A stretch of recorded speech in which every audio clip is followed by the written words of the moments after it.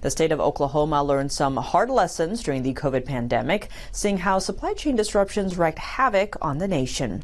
Governor Kevin Sstitt issued an executive order last year to secure Oklahoma against threats posed by foreign adversaries, especially the Chinese Communist Party. Sstitt appeared on American Thought Leaders to discuss that and other ways Oklahoma is keeping the CCP at bay. Well, let me jump to the thing that made me aware of your work in particular, and that's this executive order you passed in 2024, countering the CCP malign influence and preparing for the Indo-Pacific conflict. It's somewhat unusual, somewhat comprehensive, and just give me a sense of, why you felt this is something that was important to do for Oklahoma in particular. I was the governor during COVID, and we saw this supply chain disruption, and we saw a lot of problems and backlogs, and I think that put on everybody's radar, what does society look like if we can't get some of the things that we rely on a daily basis? And so, I've got advisors that have done some research, and they're looking at some of the potential conflicts, to your point, with China. And if there is some kind of conflict between Taiwan and China, it could make the COVID pandemic times 20 as far as supply chains. And so we were trying to ask all of our state agencies, hey, y'all do a deep dive to see what would it take, what would happen with state government if we did lose some of that supply chain with some kind of conflict over there. And so that was the purpose of it. We just wanted people to be aware. We wanted to start unplugging. I think that also helps us, nationally. It's a national defense. It's a national interest for us to bring the supply chain closer to home. It also helps us target certain things and promote economic development in our state. But I'm sure that Communist China has also come calling to your call, so to speak. I mean, you've got legislation now to restrict the use of farmland. It's actually an interesting question.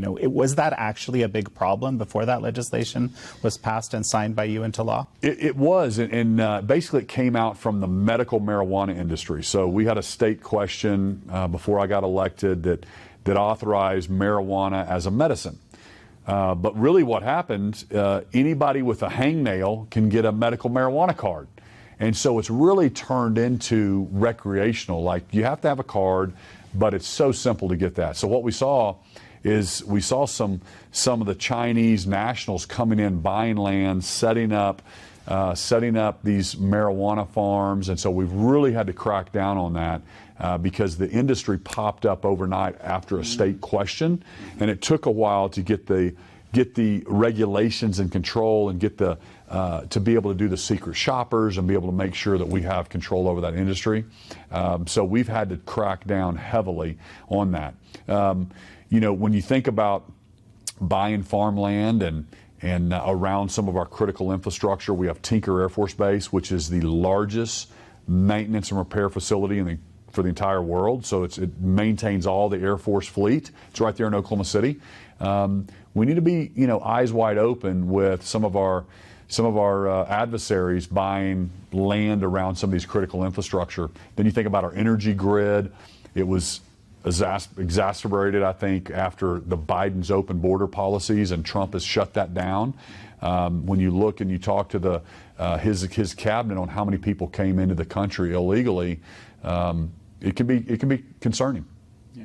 We view this as a way of drug warfare by the Chinese Communist Party against America, using all these tools to kind of, basically get rid of military-aged males would be one way to say it.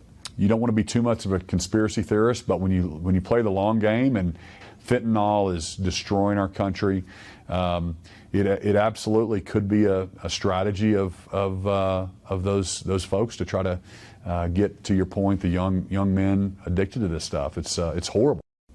A key thing that needs to happen, in my view, to do this, let's call it decoupling or reducing the dependency, or however you want to describe it, on Communist China, is the reindustrialization.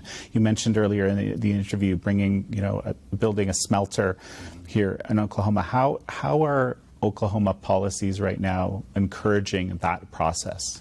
I'm glad you're bringing that up, because we in the 80s or the 70s or the 60s, the United States is the one that has developed a lot of these processes, mineral to magnet processes, and So how did we lose that, and we lose all this manufacturing expertise, critical mineral manufacturing, over to China?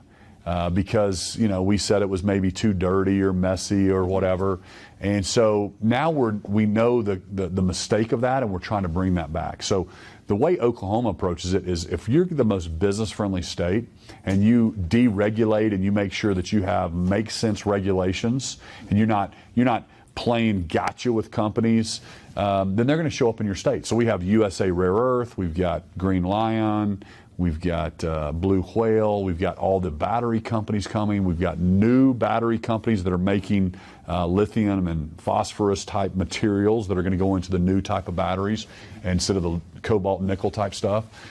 So they're coming to Oklahoma because our Department of Environmental Quality is going to give them a permit quicker.